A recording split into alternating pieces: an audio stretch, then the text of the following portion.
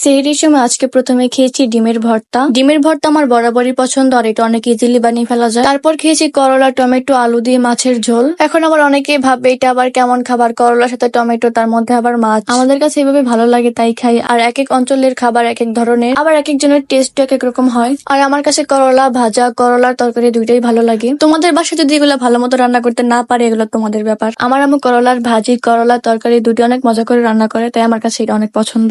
তোমরা যদি করলা ভাজা রেসিপি চাও, মানে কিভাবে ভাজলে তিতা হবে না, তাহলে কমেন্ট করে বললো, আমি রেসিপি দিবনি। যাই হোক, তারপর ইফতারের জন্য বানিয়েছিলাম পাস্তা। আমি সবকিছু রান্না করার সময় অনেক ভয় থাকি আসলে এটা খাওয়া যাবে নাকি না, কারণ আমি সবসময় রান্না করি না, মাঝে মধ্যে শখ করে রান্না করা হয়। এর সাথে এমনি ফল ছিল, আর আমার কাজিন তার শ্বশুর বাড়ি থেকে বিরিয়ানি পাঠিয়ে দিয়েছিল, সেটা খেয়েছিলাম। আর তার কিছুক্ষণ পরে আমার বানানো পাস্তা খেয়েছিলাম। আমি ভয়ে থাকলাম, আমার রান্না কিন্তু খারাপ হয় না। মাঝে মধ্যে আমি নিজের রান্না খেয়ে নিজেই ফিদা হয়ে যাই, আর ভাবি মেয়েটা এত ভালো রান্না কিভাবে করে। যাই হোক, আর প্রশংসা করবো না। আর তোমরা কোন খাবারটা সব থেকে বেশি ভালো বানাও সেটা কমেন্টে বলে যাও। টাটা।